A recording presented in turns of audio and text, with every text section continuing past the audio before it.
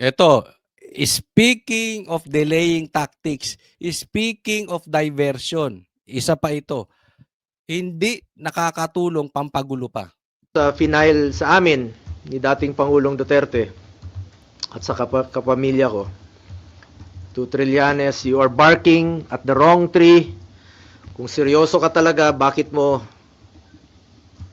di mo kasuhan yung mga totoong mga corrupt talaga? Bakit di mo kasuhan yung mga financials mo? Yung mga contractor, alam mo yun. Alam mo yun. Kita mo na, nakailang buwan na tayo dito sa pagdidinig sa Senado. Ilang hearings na po. Lumalabas naman yung totoo, sino yung mga contractor. Yung talagang may-ari, sila mismo yung may kontrata, sila yung mismong kumikita, sila yung contractor, sila pa yung congressman, sila yung habulin mo. Yan. Ito yung sinasabi niya. Ito si Trillanes nakikinabang dito sa mga kontraktor. Bakit? Nadidiin na po yung mga kontraktor eh. Hindi po yung contractor, magkaiba yon. Yung contractors, congressman na, contractor pa. Contractor pa. So, magtataka ka. Di ba? Bakit hinahabol si Senator Bongo ni Trillanes? Again, another delaying tactic po nila yan. Bukod sa diversion, delaying tactic. Kasi kakahabol mo dyan, di ba?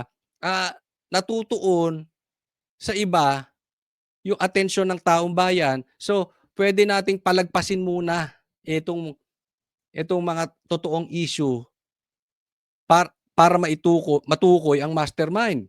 So, pag napupunta tayo sa ibang focus, nadidelay. Pero, may karga po dito si Trillanes di umano. Kasi it's very obvious eh. Bakit? Sinasabi na nga, sila na ang contractor, sila pa yung congressman, sila na lahat. Bakit ang hinahabol is yung the likes of Bongo? Pinapatulan na pati yung pamilya niya dati ng mga contractors. Si Chis Escudero na nag-donate lang. Nag-donate lang po. Legal naman daw yun at ginagawa ng iba na ipaliwanag na yan ni Chis Escudero. Di ba? Pati si PRRD, idinidiin. Ito na, nasa harap nyo na oh. Ito yung mga kontraktor. Bakit hindi nyo habulin? Maliwanag. Mga brad, wag tayong papaloko sa mga ito. Kasi ito si Trillanes. May malaking ambisyon. Mamaya pag-uusapan natin. Dahil andyan po ang problema.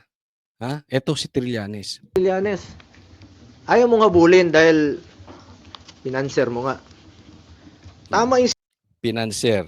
Ha? sinabi ni Senator Bato noon na may mga financer ka. Baka nga yung ginamit mong pondong yon nanggaling pa sa flood control. Yun. Okay. Ito si Trillanes, may financer. Ako naniniwala ako sa sinabi ni Bongo na ito. Kasi napakaingay talaga. At sinabi na rin ito ni Bato before. Financer ni Trillanes ay involved sa ghost projects. Kaya nga ngayon, itinuturo si Lisa. Itinuturo si Trillanes. Connected sa mga kontraktor. Kung ikaw ay nakikinabang financially sa mga kontraktor, sa ghost projects, parang ikaw na rin mismo ay may ghost projects. Kung susundan po natin yung demanda kay Lisa at saka itong sinasabi ni Bongo, kasama kayo sa nakawan. Kasama kayo na may ghost projects. Diba? Alam nyo, isa po sa napakaingay na ito si Trillanes. Huwag po natin pagtitiwalaan. Whether si Senator Bato or si Trillanes, kahit DDS pa yan, kahit Pinklawan pa yan, pagka nilalayo tayo sa mastermind. Yan po Yan lang ang sukatan natin mga banateros, banateras sa mga DDS. Yan lang po ang sukatan natin. Kung yung sinasabi ng isang tao ay talagang dapat nating paniwalaan. Kasi dapat doon po tayo pumunta sa mastermind. Mapapansin nyo naman yung gustong ilayo sa mastermind. Yung usapin na yan. Yan po ang pinakasenyales natin. At ang ginagamit po dyan si Trillanes. Si Trillanes po ay hindi nakakatulong sa investigasyon sa Pilipinas patungkol sa nakawan sa ghost projects. Ang masama niyan, dinedelay pa niya, dinadivert niya pa. At nakikinabang pa. Financier. May bayad yan. Di ba? Yan po ay sabi ni Senator Bongo. Pero eto pa. Di ba, pansin nyo, napakaingay niya. Siya mismo nagsiset up na kung sino magiging presidente, presidentiable ng Pinklawan. Gusto niya si Risa at si Torre. Alam nyo ba ba't siya nananatiling maingay? Kasi posibilidad po na alam naman natin, pag eleksyon, may kita dyan. May mga nagdo-donate dyan. So, kung sino ang makapagpalabas ng kanilang pato, ika nga. Eto, gusto ko to si Risa. Gusto ko to si Torre. Pag nailapit na yan, part yan ng campaign. At definitely, meron yan. Ngayon pa lang, dahil hindi nanalo to sa Caloocan, hindi na kaya maging senador neto, gusto maging relevant. Kitang-kita po natin Kung susundan nga natin ang pananalita ni Bato at saka ni Bongo, eto yan. Yang ingay ni Trillanes, katumbas niyan pera. Until to the election. Kasi, yung Pinklawan, pwede namang nagmamadali siya. Inaano niya agad si Risa at saka si Torre. Pwede naman silang mag-antay. Diba? Gusto niya siya ang bida dito sa Pinklawan. Ano habol mo? Pera? Maka-epal ka? Hindi mo hayaan ng Pinklawan magdesisyon sa tamang panahon? Gusto mo involve ka? Hindi, nagtatanong lang Trillanes. Ikaw ba mukhang pera? Hinahabol mo ba sa 2028? Ay, pera-pera. Tinatanong lang, ha? Yung pag-imbestiga mo noon kay dating Pangulong Duterte, maaaring galing pa yun sa flood control. Ay, sakit noon. Pag-iimbestiga mo kay PRRD, galing pa sa flood control. Yung, yung mga nalunod na mga kababayan natin, yung kinitang pera doon sa mga nalunod, pinaimbestiga mo pa kay PRRD. Huwag kang magmalinis dito. Huwag mong ilihis ang totoong issue. Yan, mismo. Dito lang tayo sa katotohanan. Seek the truth, not the script, not the playbook. Nasa na yung mga dapat kasuhan sa issue ng flood control? Nasa na?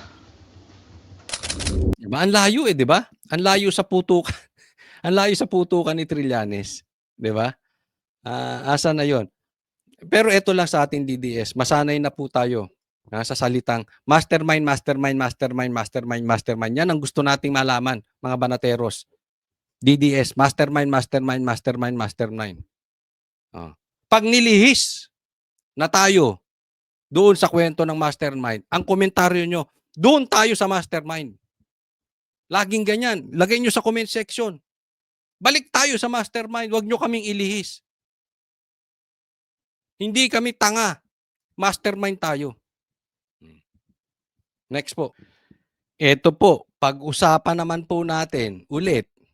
Dapat dito tayo nakafocus. Gaya ng sabi ko, dito sa mastermind. Ito, mastermind. Kanyo? Ito.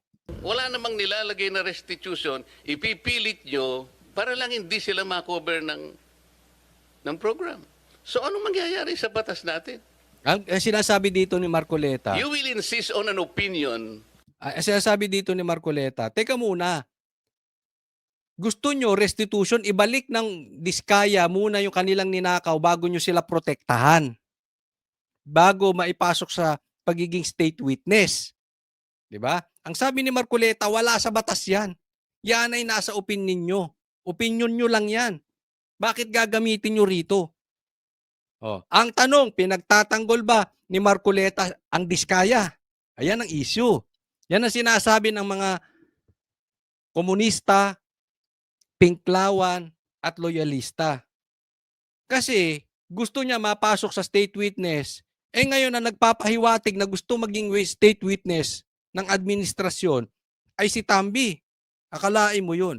Yung most guilty, kaya nga sabi ni Guanzon, yung most guilty gagawin mo state witness. Etong sila Diskaya, ayaw nyo pumayag na state witness. Gayon pa man, totoo o hindi nagagawing state witness si Tambi, pag-usapan natin itong patungkol kay Diskaya. Bakit napaka-importante nito? Supplanting the requisites categorically provided by law.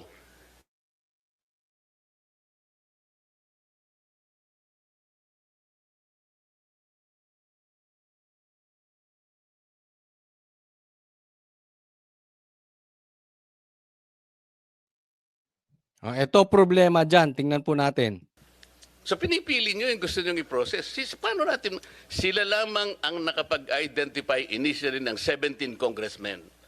At doon sa kanilang mga testimony, lumalabas na rin ang pangalan ni Saldico and Martin Romualdez. Ngayon, kung ayaw ninyong bigyan sila ng protection under that law, kaya siguro umayaw na sila sa ICI. Pero depende Yun, alam nyo, dyan sila nafo-focus eh. Ang issue ni Marcoleta, makinig kayo mga dilawan, hindi nyo maiintindihan to. Alam nyo kung bakit hindi nyo maiintindihan to? Ayaw nyong intindihin. Gusto nyong iligaw. Kayo dilawan, kayo pinklawan, kayong mga loyalista ni Bongbong Marcos, kayong hindi makaintindi. Hindi sa kinakampihan si Diskaya. Kung gusto nyong ikulong, ikulong ninyo. Pero 17, siya ang nakapag-identify ng 17 na congressmen. At in-identify si Tambi tsaka si Saldico. Anong issue? Si Marcoleta, ang gusto niyang matunton, mastermind. Kaya ako, may mga ayaw ako kay Marcoleta. Wala namang, again, uulitin ko, walang perpektong tao. Pero nakikita ko ang focus ni Marcoleta, mastermind. Matrain na po tayo. Pag hindi po patungo sa mastermind, niloloko tayo ng gobyernong ito. Si Diskaya, tinuturo na tayo sa mastermind. Ayaw niyong proteksyonan. Ayaw niyo ilagay sa state witness. Kung kinakailangan managot sila, di managot sila. Ba't ang dami niyong kondisyon? Yan yung sinasabi ni Marcoleta eh. Ba't ang dami niyong kondisyon na wala naman sa batas? Paano natin masusolusyonan yung nagtuturo ng mastermind, ayaw nyo pa tulungan. Ayaw nyong pagsalitain. Ng 17 congressmen. At doon sa kanilang mga testimony, lumalabas na rin ang pangalan ni Saldico and Martin Romualdez. Ngayon, kung ayaw ninyong bigyan sila ng protection under that law, kaya siguro umayaw na sila sa ICI. Pero depensa ni Justice OIC Secretary Frederick Vida, tama ang pananaw ni dating Justice Secretary Boying Remulla na dapat may restitution muna bago ma-admit sa WPP. Ay anong sabi? Tama ang sinabi ni Boying. Kailangan ibalik muna yung pera. Ayan ang issue nila, kailangan ibalik muna yung perang ninakaw. Bago maging mapasok sa witness protection program. Bago namin protektahan yan, ibalik muna yung pera. Ang tanong nga, una, ito yung ombudsman na nagsabi, we bend the law. Kaya nga binibend niya yung law ngayon eh. Wala po sa batas yun. Wala. Alam niyo kung bakit? Ang nangyayari dito, chicken and egg. Sino bang nauna? Itlog o manok? Tanong ko sa inyo, sige, pakilagay sa comment section. Ano nauna, itlog o manok? Ganito po nangyayari. Yan ang sinasabi ni Marcoleta. Paano mo sasabing restitution? Wala pang ang desisyon kung magkano ibabalik. Sige, magkano ibabalik? Ang sinasabi nila, wala pa. Kaya wag muna natin ipasok sa WPP. May pambihira. E di ibig sabihin, ayaw nyo talagang ipasok. Kasi dapat yan, pinapasok muna sa WPP, saka na desisyonan pagdating sa korte kung magkano, sila magdi-decide niyan kung sino magkano o dapat bang magbalik ng pera. Yun eh. Hindi, sabi magbalik muna ng pera. Yan ang issue nito. Ito si Bendalo. Bendalo number 2. Si B2. Magkano ibabalik? Hindi tayo matatapos. Ano ba talaga nauna? Itlog o chicken? Eh kung itlog, eh sino nang itlog? Eh kung chicken, paano siya lumaki? Ganun eh. Proteksyonan nyo na muna. Nilinaw din ni Vida na hindi pa naman pinal ang desisyon na huwag payagan ang mga diskaya na maipasok sa WPP, pero kailangan kasi anyang siguruhin na mananalo ang gobyerno. When we look at this, Your Honor, no, we're looking on the ultimate objective, paano yung Estado mananalo at mapapanagot itong mga to. Wala pa po Siyempre, DOJ to. I cannot blame him. Sino ba ang dating Secretary of Justice? Si Boying. Di ba? Natural. wala po pong tapos sa pagpoproseso ng mga nakasalang na nag-a-apply po ng Witness Protection Program. Kasi kaakibat po sa pag-aaral na to, No, you are not consistent from the beginning. Huwag mo sasabihin to be consistent. okay. There is no consistency here. Sige. Magkano ang gusto nyong restitute nila in the first place? Ayun ang issue. Magkano? Sino magdi-decide? Si Boying? Si Bongbong Marcos? Oh. Yan. Ang sinasabi ni Marcoleta. Okay. Wala pa po sa estado na ganon. So mga tweet, hindi mapoprocess talaga yan. Di ba? Oh. Huli ka sa bibig mo. Wala pa sa estadong di ba po proseso? Dahil wala pa nga dun eh. Pinoproseso po namin, Your Honor. Kaya tanong ng senador kung ipipilit ang restitution, sino ang magko-compute at magkanong ibabalik nila sa gobyerno. Mahalagaan niya na makipagtulungan ang mga diskaya sa mga investigasyon para mailabas ang lahat ng detalye sa nangyaring katiwalian sa mga flood control projects. Yun na nga, gusto raw nila na makipagtulungan ng diskaya. Eh paano nga makikipagtulungan? Ayaw nyo proteksyonan. Ang gulo nyo eh. Di ba?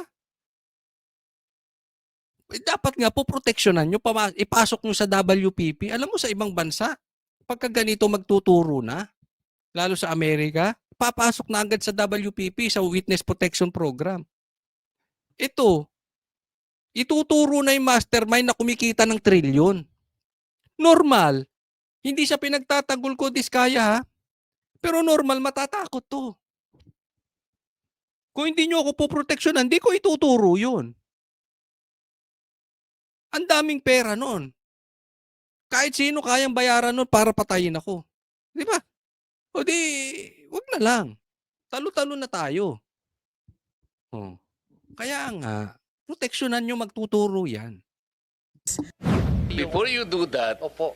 you have to proceed with the process. Yes, opo. So paano siya mapaprocess? Kung ipipilit po na mag-restitute muna, for example, ano i-restitute niya? How much? Sino magkukompute? How can it be done? Sino ang magsasabi? Si Boying na lahat, siya na magpapakulong, siya na magpapahuli, siya na rin na mag-compute. Na ganito ang dapat niyang i-restitute. Meron na bang ano? Meron na bang pronouncement? We are in the process of asking their help to identify yung mastermind. Opo. Ang problema kasi dyan, Marcoleta, Sen, marami ang proyektong diskaya sa Ilocos Norte. Sabi nga ni Chabit, kaya nga siguro ayaw nilang proteksyonan dahil pag naproteksyonan yan at namatay yan, kasalanan ng administrasyon. Diba? At pag yan naproteksyonan, ituturo niya ng mastermind. Baka ituro niyan kung sinong nakinabang sa Ilocos Norte. Ang daming proyekto niyan dyan. Di natin alam. Baka ituro niyan si Bongbong o yung anak niya, si Sandro. Di ba? So in short, paiksiin natin. Ang issue nila dito, Marcoleta, at alam ko naiintindihan mo 'to, ilayo sa mastermind.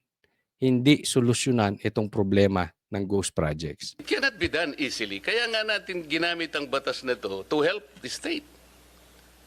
Ngayon, kung kayo po pala ay mag-prescribe ng isa pang requirement which is not in the law, I cannot believe this. Ayan.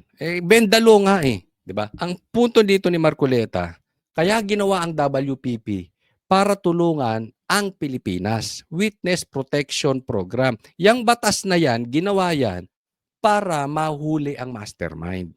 Yan ang very purpose niyan. Kaya nga kung pahihirapan ninyo at ituturo na tas magdadagdag kayo ng batas, wala talaga. Hindi ginagamit yung batas sa tamang pamamaraan. Yung the very purpose of that law, yung WPP. Ito yung dilemma namin eh. Pagtiyak naman ng DOJ, maaari pa naman itong iproseso, pero dapat bago sila bigyan ng proteksyon, dapat silang sumunod sa mga legal at civil obligation. Section 5 po says Ano nga, that basahin mo. before a person is provided protection under this act, he shall first execute a memorandum of agreement Okay? which shall set forth his responsibilities, including the following. Oh, ano So nga? kasama po dun sa Ano mga O anong kailangan bago siya mapasok sa WPP? Anong pinupunto nitong mama na ito? Ano nga? ito po, to comply with legal obligations and civil judgments. Ayan, to comply with legal and civil obligations. So, ano ba yung civil at legal obligation? So dun sa civil judgments po, this refers po to the civil obligation pertaining to the May crime. civil judgment. No. We are saying legal obligations. Did they admit to you na sila ay nangulimbat ng ganito karaming pera? I have to explain myself. Ha? Opo. Hindi ko dinidepensa ng mga taong yon. Opo. Ginawa ko lamang yon doon sa nalalaman ko na ma-identify natin ang pinaka-mastermind dito. Yun lang, wala nang iba. Yun. Linaw, di ba? Ang linaw. Kaya nga, natutuwa ako eh. Ito hindi sa kinakampihan ko ha. Pero hindi ko rin maintindihan bakit nagpapakasangkapan dito ang Pinklawan at loyalista. Kayong mga supporters, naiintindihan ko yung mga politiko. They have their own agenda. 'Di ba? Pero kayong mga supporters ng Pinklawan, kayong mga supporters ni Bongbong Marcos at loyalista, tanungin niyo na lang sa sarili ninyo. Nilalayo ba nila doon sa mastermind? Pag nilalayo nila sa mastermind, dapat nagigising na kayo. Dapat, teka muna, parang talagang may problema to ah. 'Di ba? Okay lang maging panati kayo sa Pinklawan, pero tinitingnan ninyo, bakit tayo lumalayo sa mastermind? Yeah. Ang sinasabi ni Marcoleta rito, wala pa nga judgment. Paano mo pababalik yung pera? They are presumed innocent until proven guilty. So kung aantayin mo na maging guilty muna sila at malaman natin, baka 5 years, 10 years. Oh, yung mastermind, paano na? Bago nyo proteksyonan. Naiintindihan? Yan po ang dilema ngayon. Next po. Ito po, pag-usapan natin yung tungkol naman dito. Sabi ko nga, di ba? Ulitin natin. Another example na nilalayo na nila doon sa mastermind. And they are in desperation mode. Ito po. Ako, tingin ko si Senator Lacson, 100% na babalik bilang Blue Ribbon Committee Chair. Marami pang hindi nauungkat. At kung ito'y makakatulong, ang tingin niya siguro, mas makakatulong ito sa ICI at doon sa Ombudsman. Ito kay nangyari. Di ba si Lacson, sinabi niya hindi na siya babalik. Kahit anong pilit, hindi na siya babalik na Blue Ribbon. Ngayon, sabi ni Tito Soto, 100% babalik yan si Lacson. Alam niyo kung bakit? Walang gusto. Alam niyo kasi ang Blue Ribbon Chairman, yan po ay parang sa isang politiko, isang death sentence politically. Kasi ang makakalaban mo talaga dyan, ang makakabangga mo talaga dyan, talagang matataas na tao. So, walang gustong kumuha sa majority ng Blue Ribbon Chairman. Ayaw naman nilang ipasa sa minority. Kayang-kaya po ni Chis Escudero yan, ni Marcoleta yan, ni Cayetano yan, matitinding abogado. Kaya lang ayaw nilang mapunta ron. So, kailangan makabalik si Ping Lacson. Dahil eto na eh. Nasa bingid na tayo na madidiscover yung mastermind. So, kailangan bumalik tong noontime show sa Senado para may pangligaw na naman. Walang gusto sa majority kung hindi si Lacson. Siya lang ang pupwede. So again, this act na pagbalik ni Ping Lacson na sinabi na niya na ayaw niya na hindi na siya babalik, babalik ulit. This is a desperation coming, in my opinion, coming from the mastermind. Tingnan ninyo kung babalik si Lacson. Ito lang eh. Ito lang. Gaya ng sinabi ko parati, kung ang pagbalik ni Lacson bilang Blue Ribbon Chairman ay ituturo tayo papunta sa mastermind, good job.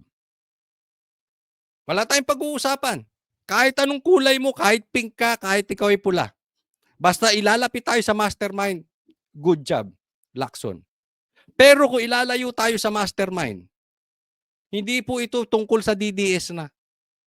Ito po ay tungkol sa nagpapakasangkapang kayo sa nakawan. Yun na po ang issue dito. Kailangan palapit tayo sa mastermind. In the Department of Justice.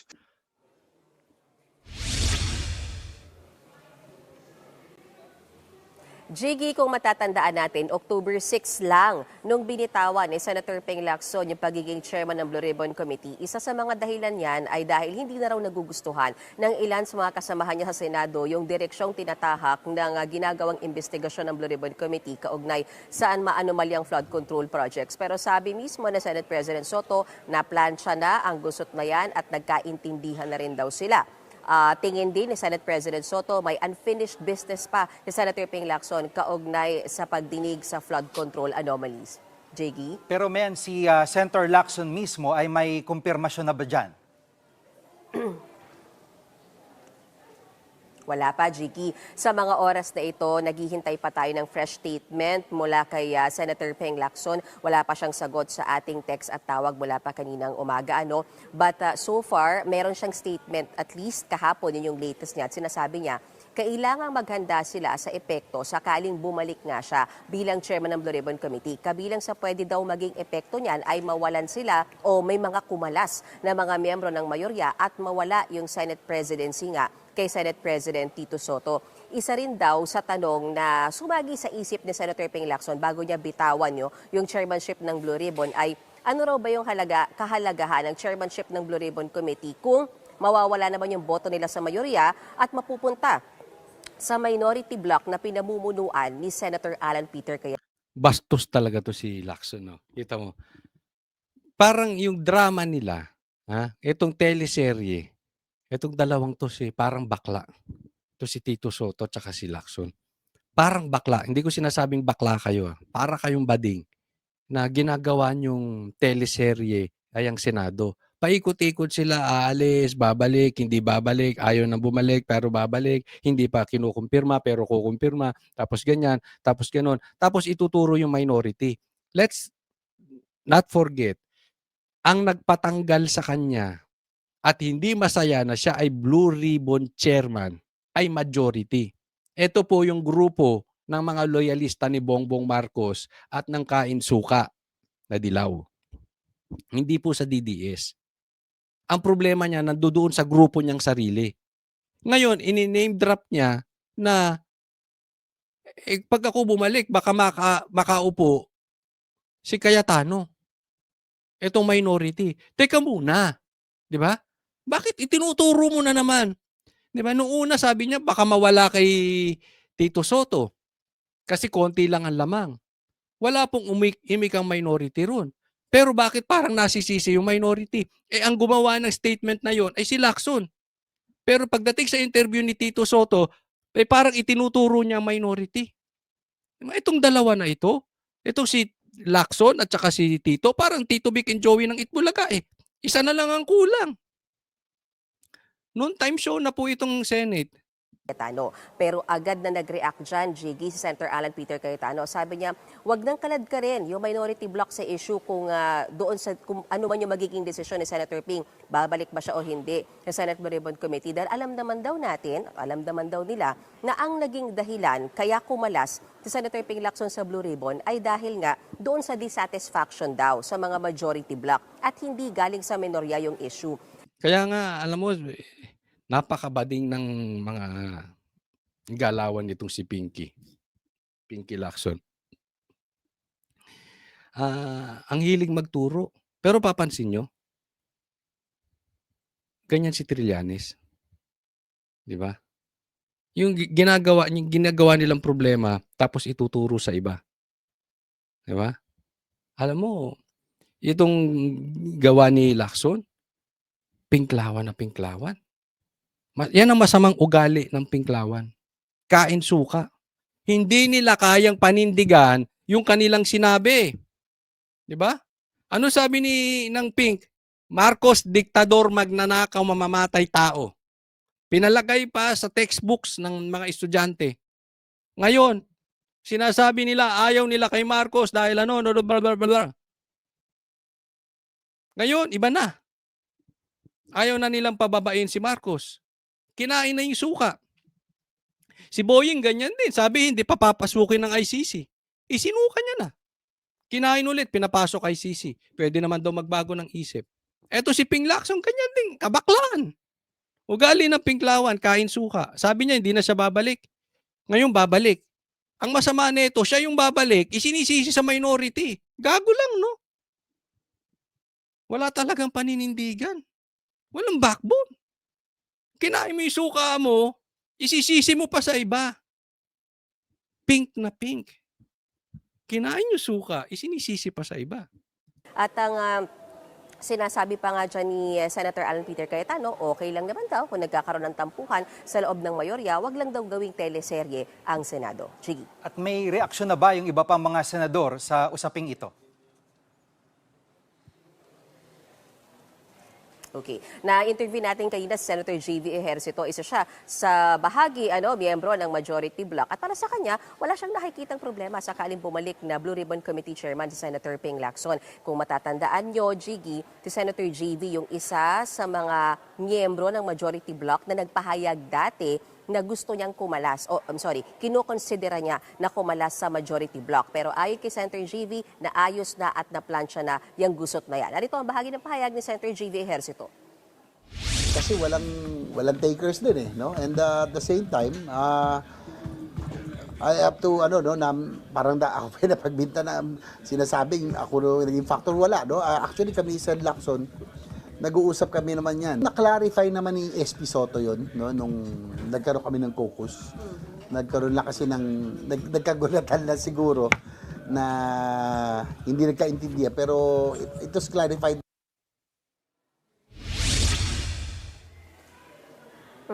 Jiggy, hinihintay pa natin yung sentimiento ng ilan pang mga senador, pero ang alam natin, sabi ni Senate President Soto, nakatakda silang magkaroon ng pulong para isapinal kung ano ba talaga ang desisyon, babalik ba o hindi ni Senator Ping Lacson as Chairman ng Blue Ribbon Committee. Hopefully, bago yung resumption, kasi ngayon nakabreak yung session, bago yung resumption ng session ng Senado by November 10. Balik si Kita mo Hanta, balik muna tayo dito. Alam mo, ang tagal eh. Ang lumilipas ang oras. Ang pinupuno ng Senado patungkol sa investigasyon ay kung sino yung uupong Blue Ribbon. Babalik ba si Lacson o hindi? Ilang buwan ang kailangan nyong drama? Kayong mga kayong Lacson at Soto. November 10 pa, palipas na. Pagdating sa November 10, i-delay lang yan konti. Pag pumatak na December, ang tao busy na for Christmas season. Tatandaan po natin yan. Yan ang gusto nila makalimot.